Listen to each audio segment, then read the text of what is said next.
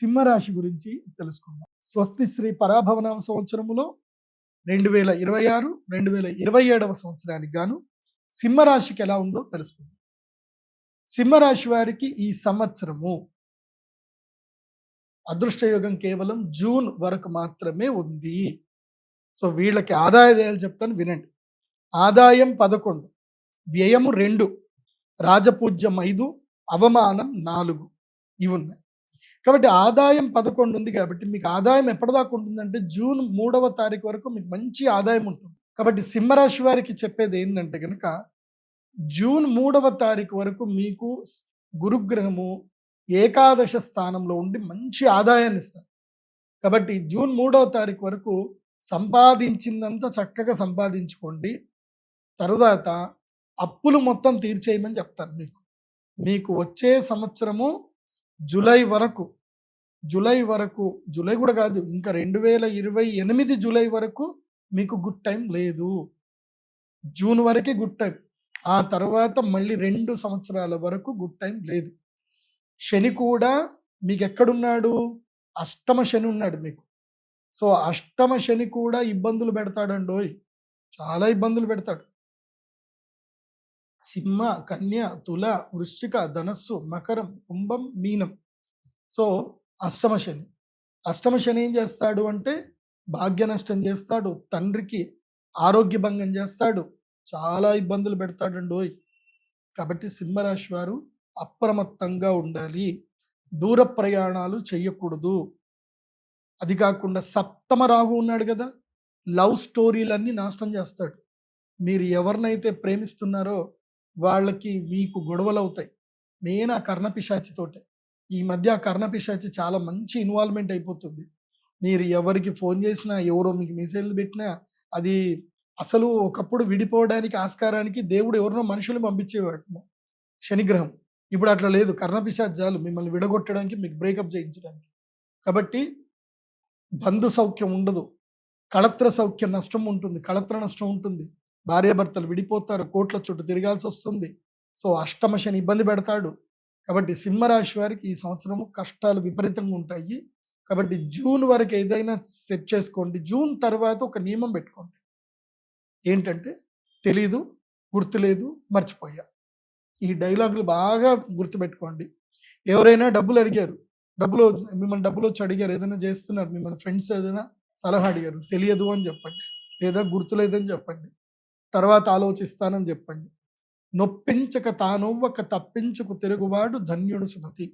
ఈ సంవత్సరము పులి, సింహము పడుకోవాలి. ఈ సంవత్సరం పులి రెస్ట్ తీసుకోవాలి, వేటకు వెళ్ళకూడదు. వేటకు వెళితే ఏవైతే నక్కల సమూహం ఉంటుంది కదా, తోడేళ్ల సమూహం చేత సింహము కూడా దెబ్బతింటుంది.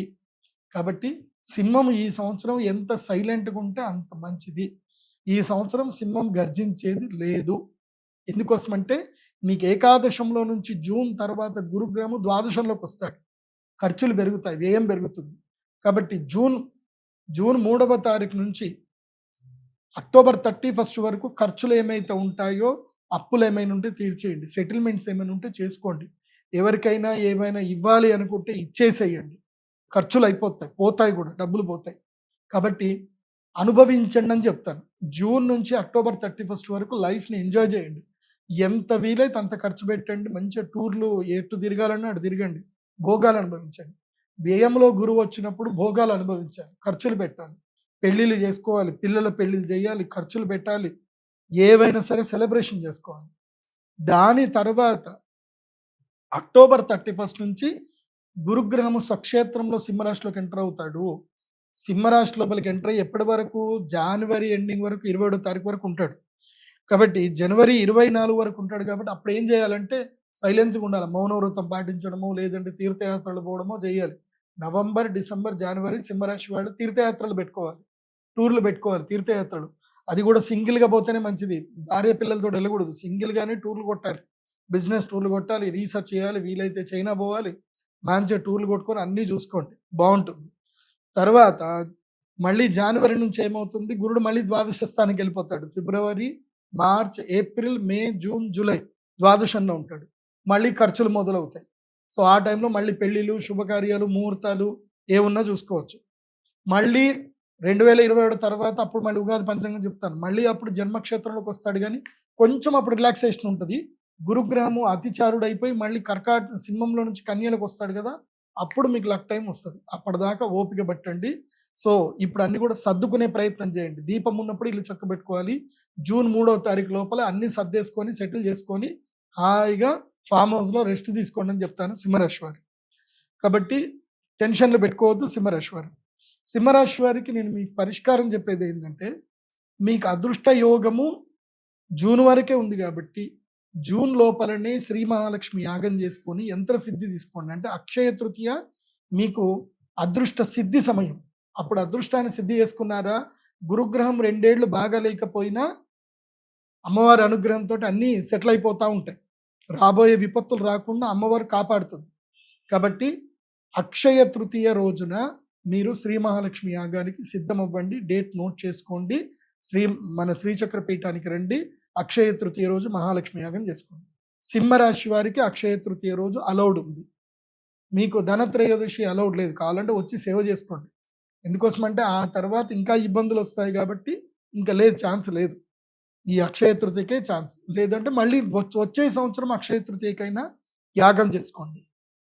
ఎందుకోసమంటే వచ్చే సంవత్సరము మీకు గోదావరి పుష్కరాలు ప్రారంభమైన తర్వాత గురుడు మారినప్పుడు మీకు యోగం మళ్ళీ ప్రారంభం అవుతుంది. కాబట్టి అక్షయ తృతీయ రోజు మహాలక్ష్మి యాగం చేసుకుంటే 2 ఏళ్ళు మీకు ప్రొటెక్షన్ కన్ఫర్మ్గా ఉంటుంది. అది కాకుండా మీరు ధరించవలసినటువంటి మాల, మీరు ఏ మాలని ధరించాలి అంటే, మీకు ఇటు రాహువు ఇటు శని రెండిటి సమస్య ఉంది కాబట్టి మీరు వారాహి మాలని తప్పకుండా ధరించాలి. వారాహి మాలను సింహరాశి వారు తప్పకుండా మెడలో ధరించాలి. అదేవిధంగా విశేషమైనటువంటి శ్రీమూష్ణం భూవరాహ క్షేత్రం ఉంటుంది. శ్రీమూష్ణం వెళ్ళాలి. ముఖ్యంగా సింహరాశిలో ఉండి వ్యాపారాలు చేసేటువంటి వాళ్ళు శ్రీమూష్ణం వెళ్ళండి. అక్కడ భూవరాహ క్షేత్రాన్ని స్వామివారిని దర్శనం చేసుకోండి.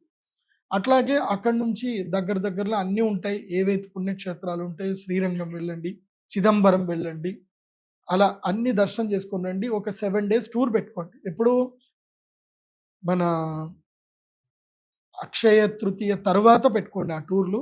సో గురుడు ఎట్లాగో మారుతాడు కాబట్టి అప్పుడు టూర్లు పెట్టుకుంటే నడుస్తుంది. లేదంటే డిసెంబర్లో ఎట్లాగో తీర్థయాత్రలు చెప్పాను కాబట్టి డిసెంబర్లో అయినా సరే పెట్టుకోండి, బాగుంటుంది. ఈ సంవత్సరము సింహరాశి వారు చేయకూడని పనులు ఏంటంటే అప్పులు చేయకూడదు. ఎంత అప్పులు చేస్తే వాళ్ళకి అంత ఇబ్బందులు ఉంటాయి. చేయవలసింది ఏంటంటే కనుక రియల్ ఎస్టేట్ బిజినెస్ చేయొచ్చు, మధ్యవర్తిత్వ వ్యవహారాలు చేస్తే బాగానే ఉంటుంది. కాబట్టి సింహరాశి ఎవరిది అనేది మాత్రం బాగా గుర్తుపెట్టుకోండి. మీ పేరు రీత్యా మీ రాశి సింహరాశి అనుకుంటే ఇప్పుడు చెప్పిన ఫలితాలు మీకు కరెక్ట్ కాకపోవచ్చు. మీరు ఏ టైంలో పుట్టారో ఆ టైం ద్వారా, పుట్టిన date of birth, time, place ద్వారా మాత్రమే మీ ఒరిజినల్ రాశి అనేది నక్షత్రం తెలుస్తుంది. కాబట్టి మీరు సింహరాశి వాళ్ళకి చెప్పేది ఏంటంటే, మీరు అనుకుంటే అందరికీ చెప్పేది ఏంటంటే, మీరు pradeepjoshi.com వెబ్సైట్ వెళ్ళండి. అక్కడ జాతకం హోరోస్కోప్ PDF ఆర్డర్ పెట్టుకోండి. మీ date of birth, time, place పెట్టండి. ఈ సంవత్సరం అంతా ఎలా ఉందో మీకు కంప్లీట్గా మీకు రాశి ఫలాలు వస్తాయి. అలాగే మీకు మీ జాతకరీత్యా మీరు ఏ పనులు చేయాలి, ఏ పనులు చేయకూడదు, మీకు ఏది కలిసి వస్తుంది, ఏది కలిసి రాదు, మీరు ఏ పరిహారాలు చేయాలి, ఏ మంత్రం చదవాలి, అన్ని విషయాలు PDF హోరోస్కోప్లో ఉంటాయి. కాబట్టి మీరు ఆర్డర్ చేసుకోండి.